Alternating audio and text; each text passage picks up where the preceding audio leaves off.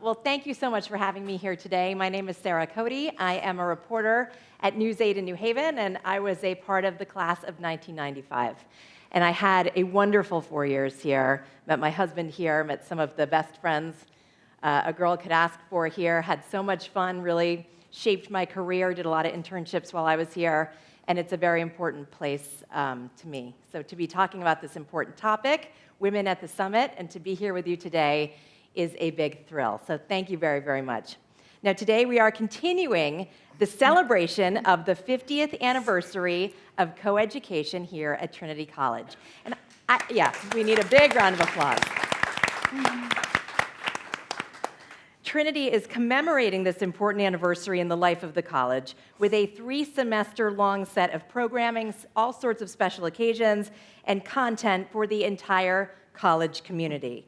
Now, the Women at the Summit celebration is employing a framework of yesterday, today, and tomorrow to plan thematic content and programming over the 3 semesters. Last spring, there was the opportunity to explore the history of coeducation, and next spring, we'll be turning our focus to the future of the college. Today, we are examining the state of coeducation at Trinity presently. So today, we will be asking during this panel discussion, what does it mean to be a coeducational institution in 2019, and what does it mean to be a woman in a leadership role within this institution? So we'll get to our esteemed panelists in just a moment, but first we're going to show you a video that was produced in conjunction with this event. Make the present female. This is the mindset that the trustees had when deciding to admit women 50 years ago.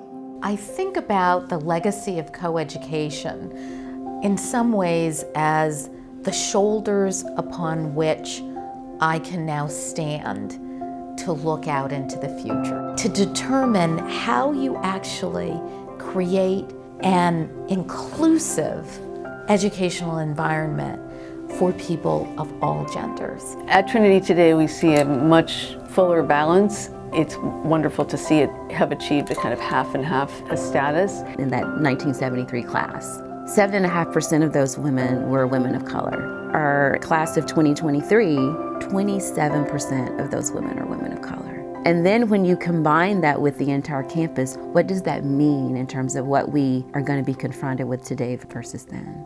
Since 2014, Trinity College has had a female president, a female chair of the board of trustees at an institution that had never had anything but men in those leadership positions in the past. I mean, on campuses where, unfortunately, too often, women are not in leadership roles, they don't have the opportunity to be heard, to impact change, to influence the direction of an institution, that's a really big thing. You know, we struggled with some of the challenges that women's centers all over the country struggle with, and that's having enough resources to do the campus-wide work that we do, enough staff, and campus-wide support. Students coming in that we are looking at, they feel this incredible pressure to be perfect in every aspect of what their resume looks like. I feel like as a first year, I was definitely scared to speak up, especially in those male-dominated classes. You know, they come in, they're super confident, and sometimes you do feel less than that. Like the professor will pick a male student, and he says something, and in that time when you contribute after that, there is either the eye roll, or there is that smirk, or there is, oh, let me just use my phone right now. That by itself is indicating to me that my opinion or my voice is insignificant. And I really think it's important for the professor to notice these things. It really kind of like invalidates the other person's idea in the classroom. I try to bring it back that the woman brought up in the classroom because her idea is as important as the males. I see the level of athleticism in these young student athletes, particularly the women, just the opportunities we've given them. They're stronger, they're faster, they're fitter, but we're asking them to do more and more and more and more. I just wonder where the next 10 years is going to take us. In the first few years I came here, I sensed a lot of resistance to conversation. It's been a refreshing change to see That there is now this willingness to engage with each other. Students are having a discourse around issues that maybe 5 to 10 years ago they weren't. Students learn to own their power. Women need to help other women be successful in the work environment, and so we're trying to create that culture. And women coming to Trinity is a key component of how we can move forward in the world in a better way, and that Trinity has supported that. I've seen how incredibly invested our female athletes are in the teams that they play on campus. That gives them that Trinity pride that I think has been a huge help in the pursuit of coeducation here at Trinity.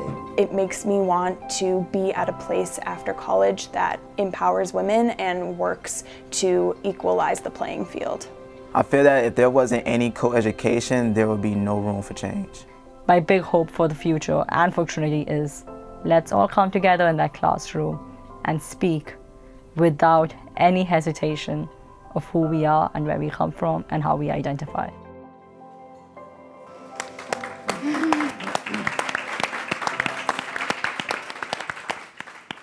That was very well done and gives us so much to jump off of for our panel discussion today.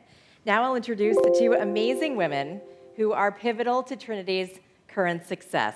They barely need introduction, really. But this is Joanne Berger-Sweeney. Another big round of applause. Lots of applause here today.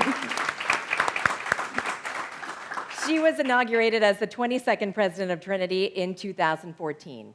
Since becoming president, she has overseen several major accomplishments, including the completion of the college's strategic plan called Summit, which will guide Trinity towards its bicentennial in 2023 and beyond. The creation of the Bantam Network mentoring program for first-year students, the launch of the Campaign for Community, a campus initiative promoting inclusiveness and respect, and the expansion of Trinity's footprint to Constitution Plaza in downtown Hartford. Before coming to Trinity, she served as Dean of the School of Arts and Sciences at Tufts. She was also a member of the Wellesley College faculty, where she also received her undergraduate degree. Berger-Sweeney serves on many boards in the Hartford area. We're so proud of her, and she's the recipient of numerous awards. One more round of applause. Thank you. And we'd like to introduce Corny Thornburgh. She's the chair of the board, a position she assumed in 2014. She has been on the board in varying roles since 2004. Her professional work history includes serving as a financial partner and chair of the advisory committee at New York-based eChwin Capital as a vice president and account supervisor at advertising agency J. Walter Thompson, and as a financial analyst at First Boston Corporation. She served the college as chair of the presidential search committee that brought Joanne Berger-Sweeney here to Trinity. That was a great move, right? She is also one of the creators of and currently serves on the Founders Council of the Women's Leadership Council. And Thornburgh earned a BA in political science here at Trinity and an MBA from Columbia University. Big round of applause. So thank you so much for joining us here today. We're looking forward to a great discussion. We're ready, right? We're wearing our Madonna microphones. We're feeling fierce. Just don't ask us to sing, okay? Yeah, we will not be putting on a production here. Just start off by telling us what it means to be a woman, especially you, a woman of color, leading Trinity at this time in history and at this milestone of 50 years of coeducation. Right. So I will start. What does it mean?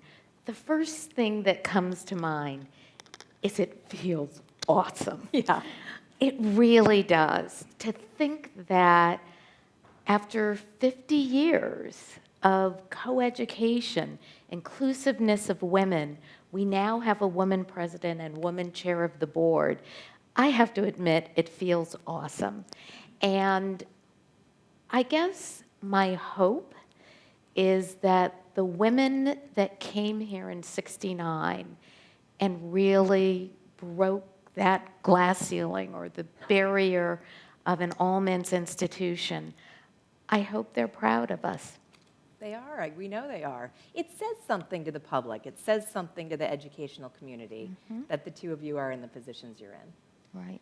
Courtney, comment on the same question. Yeah, it's really a culmination of a journey. You know, when I came to Trinity, I came in 1976 as a first year. And we were, you know, well on our way to integration and balancing the classes. I think it was probably about 40% women, 60% men when I was here in 76. By 80, we were close to equity. And, you know, I've noticed in the not so distant past, we went away from that a little bit. We were a little more skewed towards men.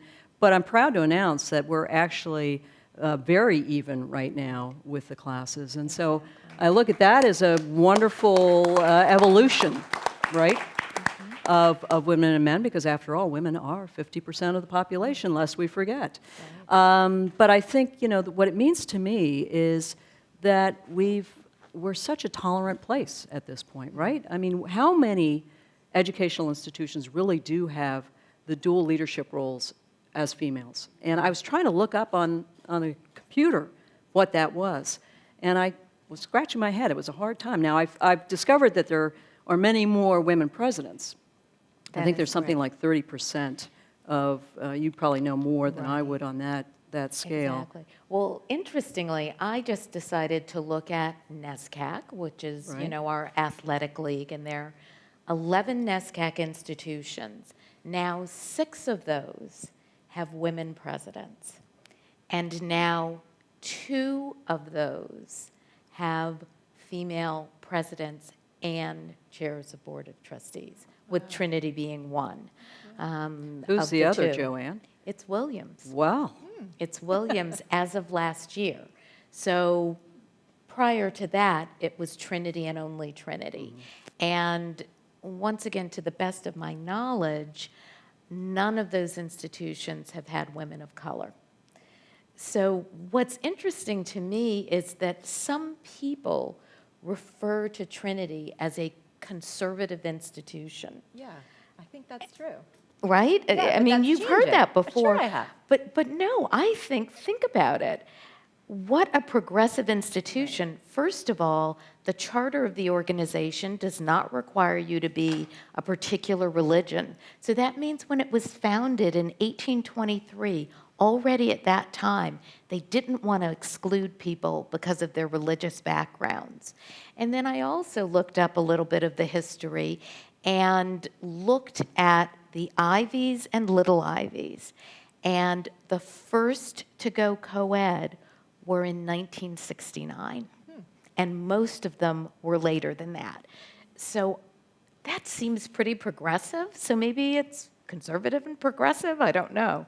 But it really is quite a progressive history. And a conscious one. You know, I do give credit to the Board of Trustees. You know, they clearly brought me in as the first board chair. It gave me an opportunity leading the Presidential Search Committee to find Joanne, and it was a unanimous decision of the Presidential Search Committee to bring Joanne here. And I don't think we have any regrets at this point. We have a strategic plan. We've got a lot of momentum. We're moving forward. Thank you. But it did take that vision that you had and the groundwork that the trustees laid before I came, or otherwise I would not have been able to be successful. So thank you.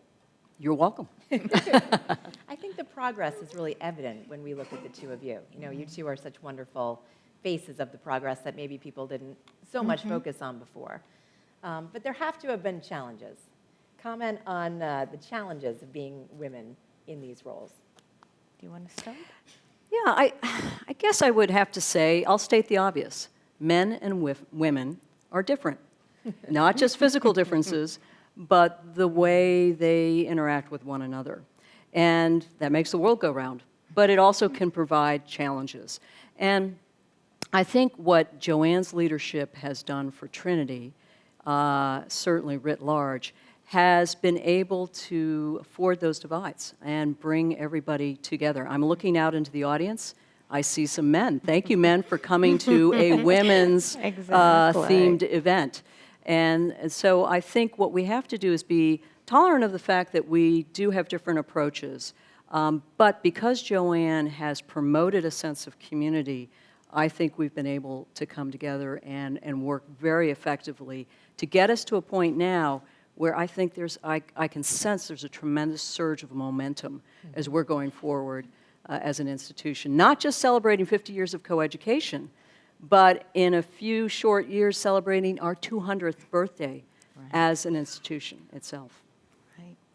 So when I think about challenges, one particular challenge is that as human beings, we like to put things and people in categories. That's what we do pretty well as humans. But that means that we carry within us certain stereotypes. And I think that people have certain stereotypes about women leaders, and they have certain stereotypes about women of color. And so I think in conversations and interactions, I can almost occasionally see people testing me against the stereotypes that they have about gender or about people of color. And that's a challenge, because sometimes I want to say, just stop, look at me, listen to what I'm saying, as opposed to checking it against the stereotype that you have. Now, with challenges, I feel like I also have to go and think about opportunities. And one opportunity that I think I have is sometimes people will underestimate you as a woman. And it can be a distinct advantage when people don't expect a lot from you. That's true. So, you know, it's two sides of every coin. When those moments happen, how do you feel? Do you feel frustrated, or do you feel like, hey, this is my chance to show them their, you know, to educate them? Both. Yeah, both. You know, both. Sometimes you want to go back and scream in a pillow. Yeah, right. And other times it really is an opportunity to educate. And you think about it broadly in the context of being in an educational institution, and that if you are not willing and able to do that all the time, you really don't deserve to be here. So, Corny, you mentioned that women and men are different. The approach can sometimes be different. What skills do women have that really work with these jobs? You know, I'm going to give a little shout out. I think Sue Aber is in the audience. She leads, right back there, she leads a program called Venture, which is for first years who come to Trinity to learn leadership skills.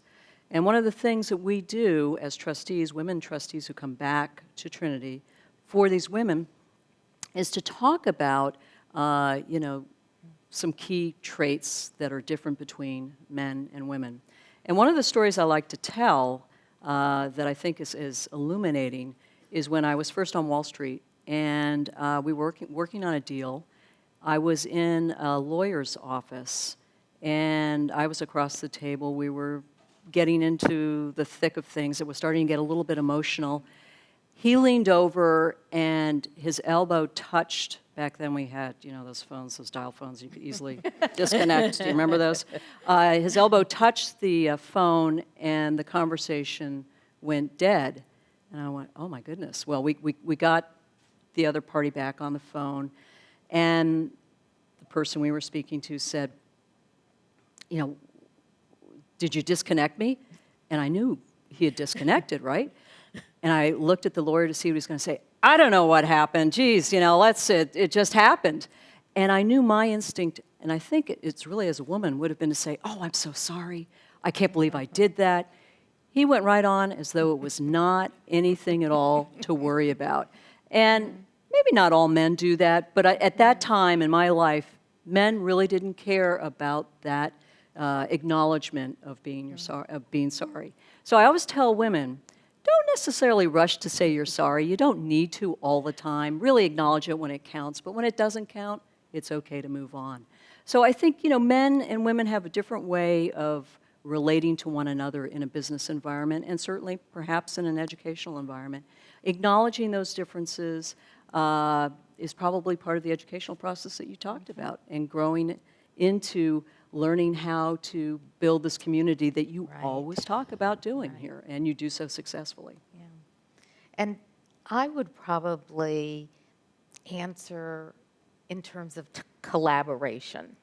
Now, of course, there are collaborative women, men, and of course, there are uncollaborative women. But I think broadly, you think of women having a more collaborative style to their leadership. And what that has very explicitly meant to me is I have a larger and more diverse cabinet and administration, because I think that we get to the best answers with hearing a lot of voices, taking those voices into consideration, and then figuring out how the team wants to move forward.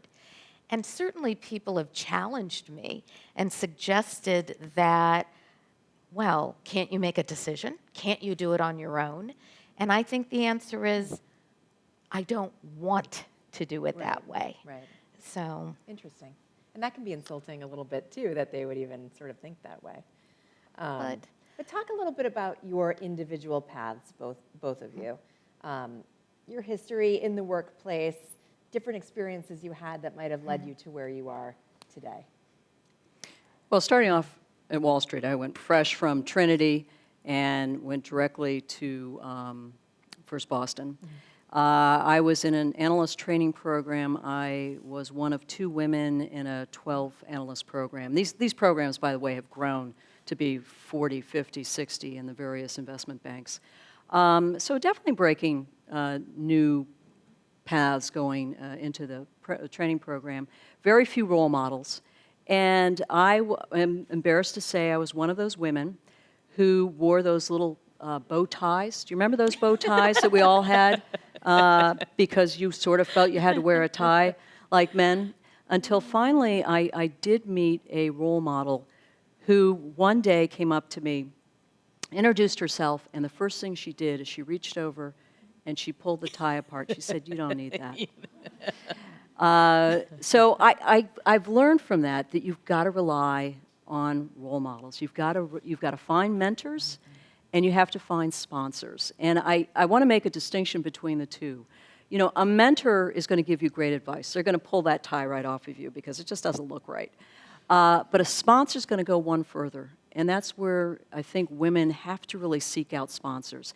They've got to find those women who are going to stand up for them in the workplace, in the classroom, on the athletic field, and say, you know what, Joanne's the right person for this particular project. She's the one that's going to make it happen.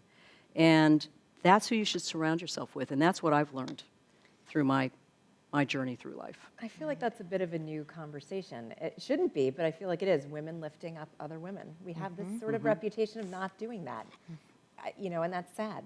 So it's good that we're addressing that and trying to move forward. Right. You know, my background on the surface is quite different. I grew up in Los Angeles, California, and my mother said, well, you should go to the East Coast for your undergraduate education. Already, you're going to be black, that'll be different. You're from California, and that's certainly different. Maybe go to a women's institution, because it was that era when the co-ed institutions had pretty recently become co-ed. So she said, maybe go to a women's institution. So I did. I went to Wellesley College as an undergraduate. Excuse me. I went to graduate school and then came back and taught there. But what it meant for me is that I had an amazing set of role models at Wellesley College. Half of the faculty there, including science faculty, were women. So I had the blessing and opportunity of seeing women in roles that I wanted to have. I'm not sure that I would have imagined myself as a scientist if I hadn't seen women scientists who were teaching and doing research. So that was a very important part of my background, and I felt as though it kind of bolstered my confidence, my belief in my own ability, And the story that I like to tell is when I went to graduate school and I looked around and I said, there is not a single woman full professor at the medical school, because I did my graduate work at also a medical school at Johns Hopkins. Not a single woman who wasn't there whose husband wasn't also a full professor, and they'd come as a pair. And what I found the difference was I noticed it. And so many of my female colleagues hadn't even noticed that there weren't women who were full professors at the institution.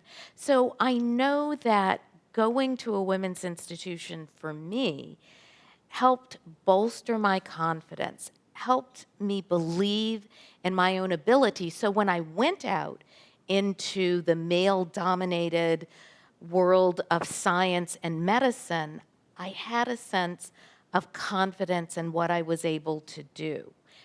And so part of what I want to do here is make sure that the women here have that confidence that I gained at a women's institution. Why can't we bring that here? Well, there's no reason why. Jumping off that point, Corny, you went right into the financial world from Trinity. You said you were one of only 2 women in your financial class.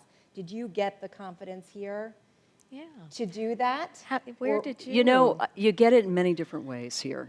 And that's what I love about it. It's not just, okay, you got it because you did a presentation in class and you really connected with all of the other students, or I rode crew. And we had a really terrific sense. There's Robin Shepherd, another icon of the women's athletics.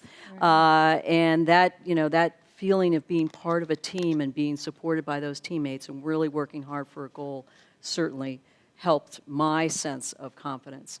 I didn't come from a background like you came from. I really feel Joanne jumped many more hurdles than I did. And so I look up to Joanne as a role model for what you can do. But certainly I look to Trinity as an institution for how they helped prepare me for a pretty varied life. I went from Wall Street, I went into advertising, I then went into a nonprofit sector, I dipped back into Wall Street a little bit, and then I found myself going back to nonprofits. And the ability to jump around that much and have that much flexibility, you certainly have to have some confidence to do that. And it starts from your most formative years, and your most formative years are your college years. So I guess I should say everything I've accomplished I owe to Trinity. Is that the right advertising point? Good, yes. Touch on a little bit the similarities and the differences between leading an educational institution and being leaders in your previous lives and your other fields. Right. I will admit leading an educational institution is different and more complex. I did have leadership roles as a neuroscientist, and maybe I'm going to fall a little bit into stereotypes here. Hey, we like graphs, we like data. That convinces us of where to move and how to move forward. At an educational institution, you're working with people with varied views. Data and graph work sometimes, narratives work much more powerfully. So the narratives that you're sharing, Corny, and that I've shared with so many people here, those are every bit as important as the graphs and data that I felt were the course of conversation with scientists. The other thing about an educational institution is how comprehensive it is. In many ways, it's like having a small city.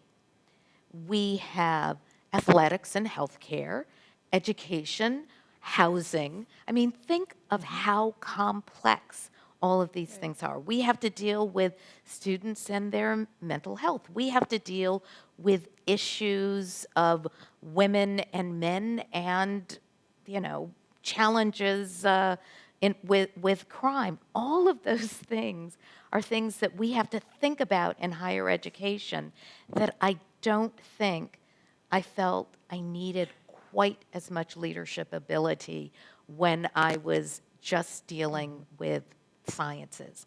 But the other thing I want to share about leadership is how long it takes to become good at it. I've heard people talk about people being born leaders. No way. I mean, it's way too complicated and intentional, and it's something that you build by being challenged, by doing things wrong. And so I don't believe people are born leaders. I think they have to decide and be very intentional about leadership. And so when I try and develop other leaders, I remind them that this isn't just a play in the park or that you stood up once and made a good speech. That is not leadership by a long shot in my mind. It's work. Yeah, It's practice. It is work that you have to practice. Talk the big question now. Talk about the status of women at Trinity today. Touch on, the student government, the tripod, the athletes. The fact that they're all led by women? Well, we saw Trina up there, who is the student government student president. There I she saw her is. there. You're here Exactly. too. Exactly. And I think last year we had a woman who was the head of the SGA Yes, as we well. did. And I know Christina Mealy, exactly. We've had 3 in a row. 3 in a row, and Yes. I have to say, sororities are doing pretty well at Trinity. We have, obviously, we are committed to the Greek system here at Trinity College, and that doesn't mean fraternities. That also means sororities. And I believe Kat McLennan is in the audience as well, who leads Yes. Kappa. So Exactly. we are seeing leadership in all shapes and sizes, and clearly on the athletic fields. Robin, I think you can say we have some very strong women role models and leaders who support one another. And I will put a plug in for our Board of Trustees. We are now up to close to 40% women in terms of membership, which exactly mirrors our alumni body. We're 40%. So I think we're seeing women assert themselves and are ascendant in all aspects of Trinity life, which I hope we can all agree is a good thing. And if I had to summarize, I would say good on a trajectory to being better. Right now, I'm helping to lead a task force on the status of women. Is there anyone here in the room who's part of that task force? Okay, so I see a couple of my task force members here. And I would say that some of the data that we've seen suggest we're not all the way there yet. There still are gender differences on this campus and things that we would like to move towards and be better. So it's why I say we're good, but on a trajectory to be better. All of the things you cited are important ways that women have moved forward on this campus. But there still are a number of gender inequities that we have to pay very careful attention to. So, I like to give us credit both for where we've come, but also how much further we need to continue to move forward to really be an inclusive, gender equitable campus.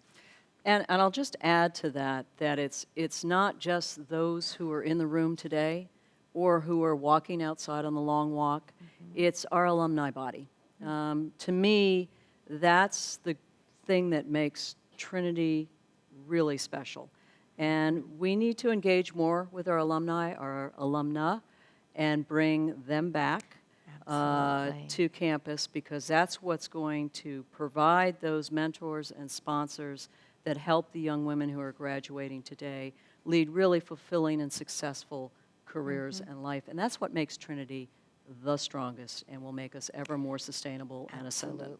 So just have to put in a plug for those who aren't here today that hopefully are watching live stream, that we need you back here, and do come back to Trinity. just like Sarah Exactly. has. There you go, yeah. Exactly. So I wrote for the tripod. Is the tripod now led Oh. by a woman? Is that right? I think, Yes? Brendan, are you editor-in-chief now or no? Oh, you're there we go, editor-in-chief. editor-in-chief. Excellent. Part of my journalism background. Yes, but and that I makes- think that a current trustee, Susanna Heschel, was the first woman editor of the Tripod. So there has been a history since, I think she graduated in 73 or 74. So we have a long history since women arrived of participating and being editors of the Tripod. So So we're going to open up the questions in a moment, but this will be our last question first. So think about some good things you want to ask these two amazing women. Just finish up with this part of the program by, you said you wanted to go from good to better. What does the future look like? You have a 50 for the next 50 Yes. program coming up that sounds exciting? exactly. So in February, we are going to have a celebration, 50 women that we think are going to create the next 50 years in Trinity. So it'll be exciting to celebrate our present and our future. But I also think that this is an incredible invitation. If you ask me to think about what I care about most, I care about diverse points of view being brought to bear on some of the most complex problems in society.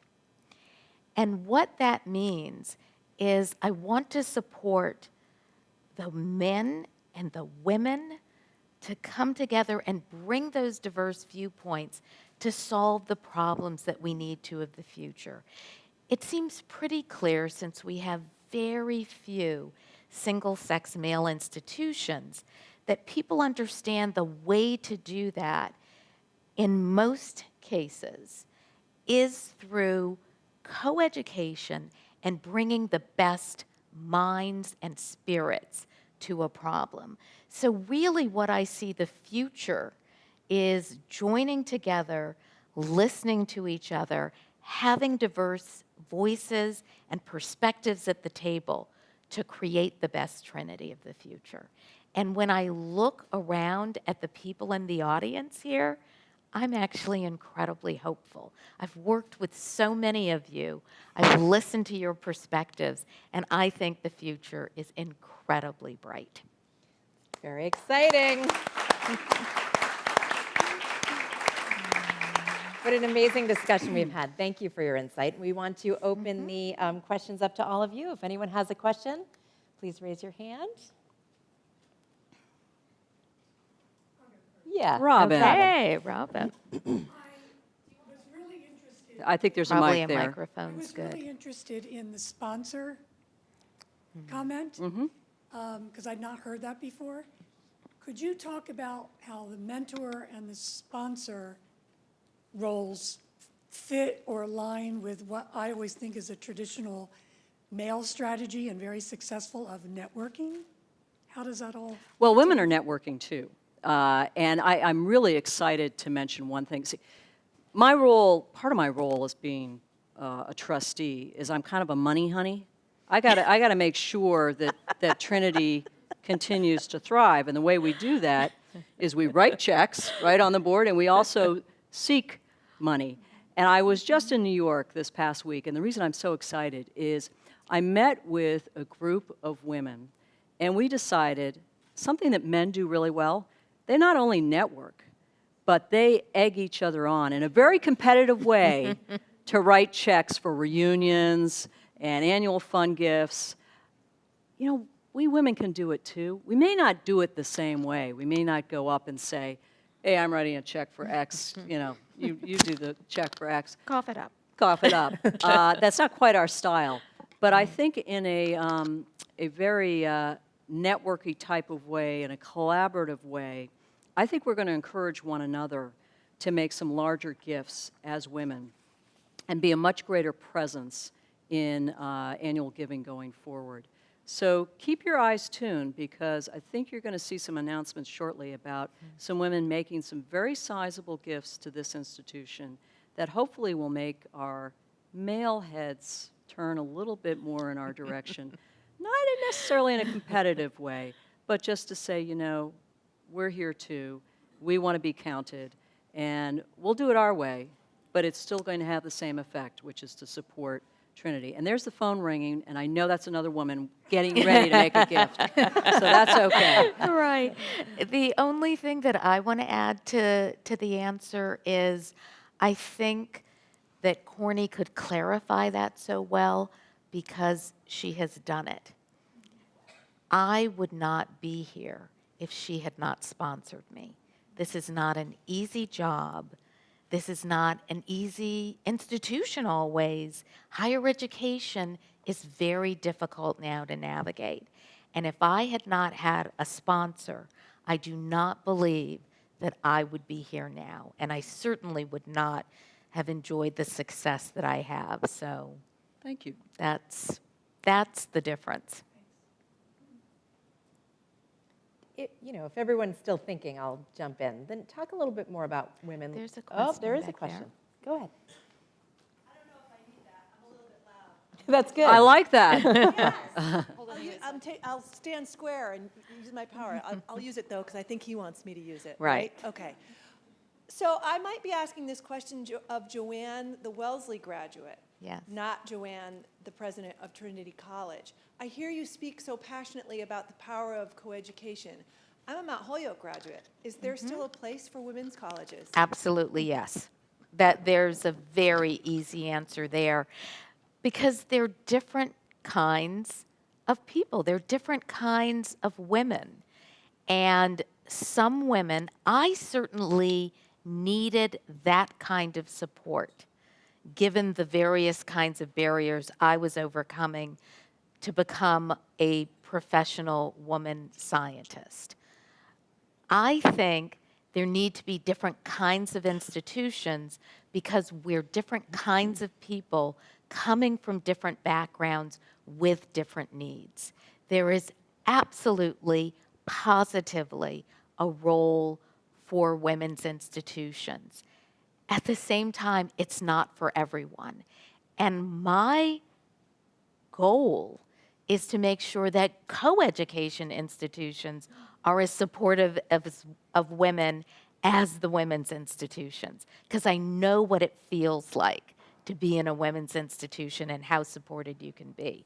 But I decided that part of my role was to leave that background, to come to a different kind of setting, and to try and create that sense of purpose and support for women at a different kind of institution. So, both and. Back there.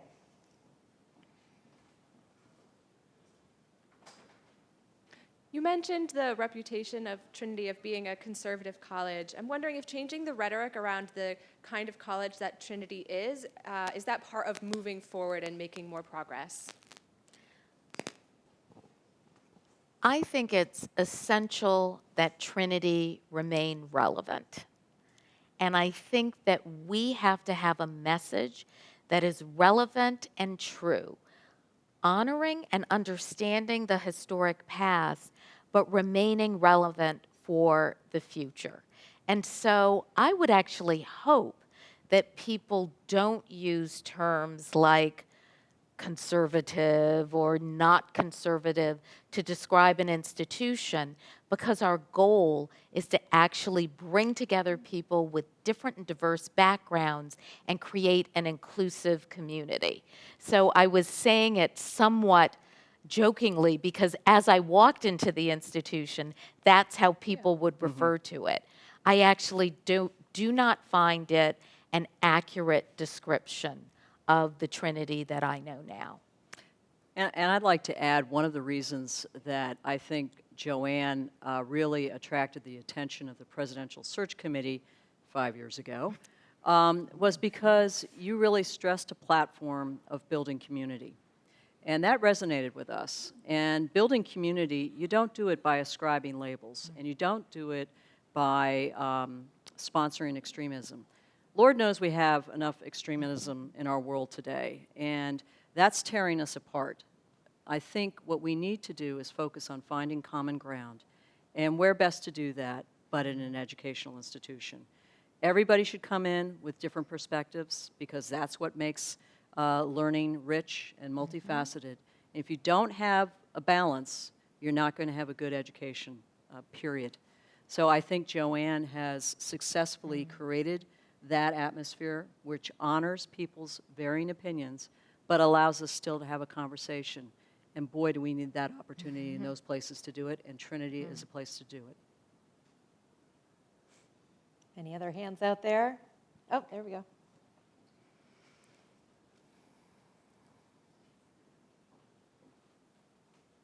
Hello.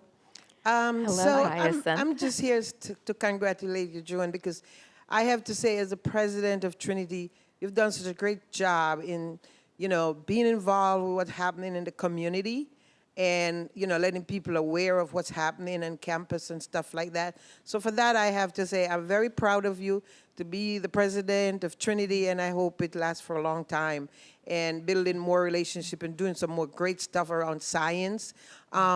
And so the question I have for you, talk about alumni.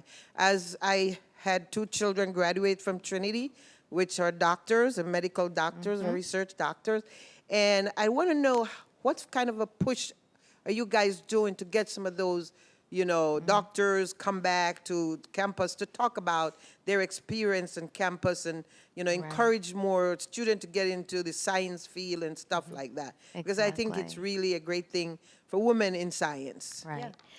So thank you. Hyacinth Yenye, if you don't know her, is an incredible community organizer, a neighbor, and as she said, had 2 children who came here to Trinity College. So thank you for being part of our community and for connecting us with the community, making sure that there's not a barrier when you get to the end of what you say is technically Trinity's campus and what's the neighborhood beyond. You have done an amazing job of bringing the community and the community's interests and needs to us.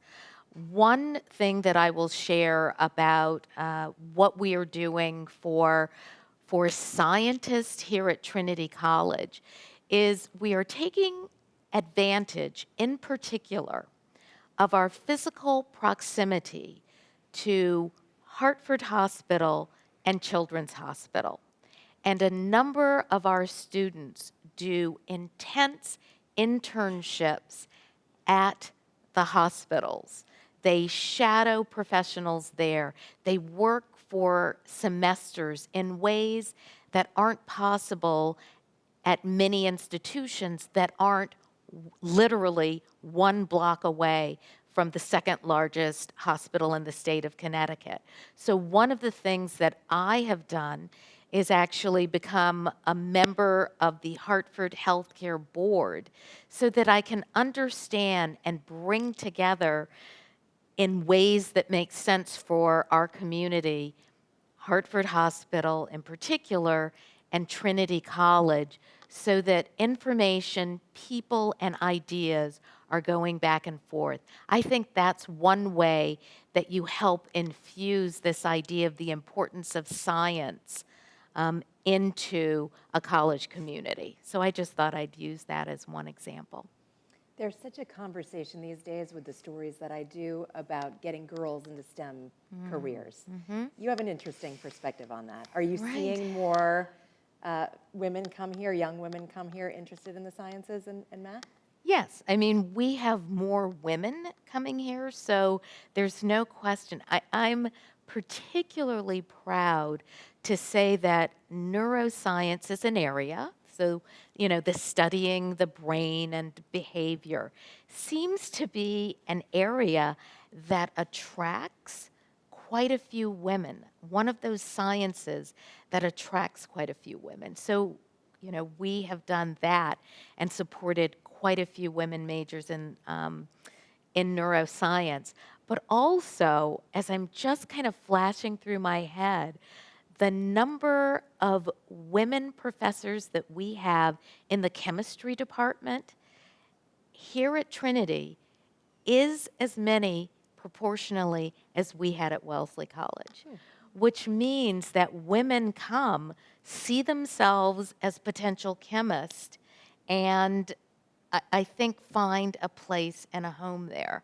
So, you know, there are ways that you can encourage, and to be quite honest, I think making sure that faculty members represent gender equity in the sciences is one of the best ways to encourage women to continue in the sciences. That's my plug. Sounds good. That's one of the things that we have to do. We have about 5 minutes. Any other questions in the audience? Show of hands. I have one more question if I need to fill. That's what I do. Oh, I see one there's question here. Linda? So going back to the idea of sponsors and mentors, some of the literature now is talking about how men network. You know, they go into a room and they're very good at talking to people and trying to figure out, like, how can that person help me? And women net weave. We go into rooms and we think, how can I help that person over there? So there's a difference in our point of view. It all helps us, but one is more collaborative, as you had talked about before. And so what I'm wondering is, how can women be better at mentoring men? How can we use what we are good at to break down the barriers that much more? You know, it's important that we help women, but it's also important that we use what we have, our talents, to help men. And I'm wondering what you might think of that. I'm going to jump in. Please do. You know, on the Board of Trustees, we renew, obviously, and every year we bring on some new trustees, and I see a new trustee sitting right out there in the audience. Eric. Eric Estes. And Eric actually has or will be assigned a woman mentor.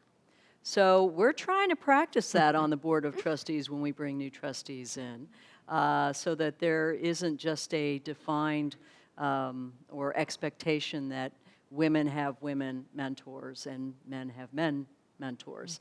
So I think we're actively working in our own little world to do that, but I think that's really a great observation. And it just does point to the differences. I think we started at the top of the hour talking about the differences between how men and women relate to themselves and to one another. And I think that's perhaps one of the purposes of this conversation today, is to highlight those differences, find out how we can do better to connect, because I think that's really what this world is all about. How do we make those connections and how do we build community? Right. And just to underscore, that was a terrific answer, Corny. Some of my biggest sponsors and promoters have been men. So I also want to remind people that men can choose to sponsor and promote women, and women can choose to promote and sponsor men. That's, in my mind, what equity is really all about. I think that's the perfect place to wrap this up. Thank you so much. This was really wonderful. Thank you, Thank Sarah. you, Sarah. Congrats. Bravo.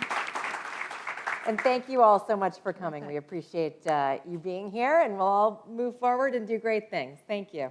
Thank you. Thank you.